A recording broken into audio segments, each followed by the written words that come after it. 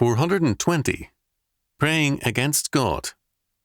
Chalcedon Report number 386, September 1997. Over the years, a certain type of problem has been encountered so often that my memory of each particular one is blurred. This is what happens. Someone, a husband or wife, a father or mother, is faced with an ugly situation. The spouse is an unbeliever, often adulterous, or the teenage children are hostile to the faith, involved in illegal activities which can jeopardize the property, and so on and on. St. Paul says, "But if the unbelieving depart, let him depart." 1 Corinthians chapter 7, verse 15. Of lawless youths in the family, the godly parents must be on the side of the law. Deuteronomy chapter 21, verses 18 to 21. Do these people listen to God? No. Instead, they pray to God for a conversion, but then act in terms of the absolute certainty of that hope rather than God's word. They assume that their prayers are especially holy and carry more weight than God's word. They expect God to answer their prayers when they pay no attention to God's word. Our love for an ungodly spouse or child cannot sanctify our refusal to obey God's word. In too many cases, the spouse whose sin and presence is tolerated in love corrupts the children. Have we done well by our stubborn insistence that our wishes and prayers must outweigh God's word? Too often, such praying people insist on seeing their position as the Holy One. They will say that, in spite of their pastor's counsel and the word of friends, they've clung to their prayers for the spouse's or child's conversion. But their persistence is evidence of sin, not grace.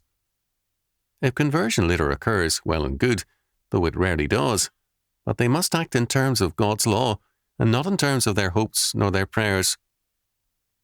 In one instance, I asked, what would you do if you were on a jury and another person's son were on trial for murder? What if you knew that the young man's mother and father were praying for his conversion? Would you convict or vote for acquittal to help the mother? The answer was acquittal. But this is evil.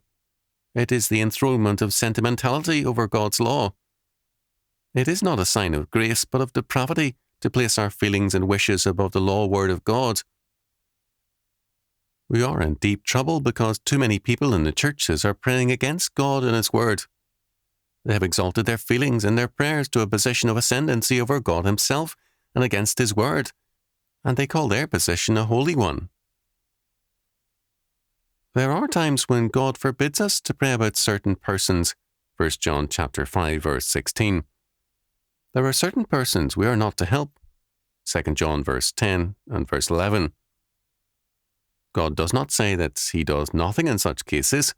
Rather, He places limits on our freedom to pray. Too often, praying is a way of saying, "My will be done." One determined mother routinely asked friends to pray with her for a very wayward son, saying, "I am determined that he come to know the Lord." She was in effect saying, "My will be done," and she was determined to nag God into compliance. Her prayers were not answered, and she became more and more a caricature of a Christian. Prayer is no substitute for obeying God. It cannot replace obedience. More than one man or woman has told me that his or her spouse's stubborn insistence that his or her prayer be answered has done damage to the relationship. If you are disregarding God's plain word to pray for a miracle, do not be surprised if His answer is your judgment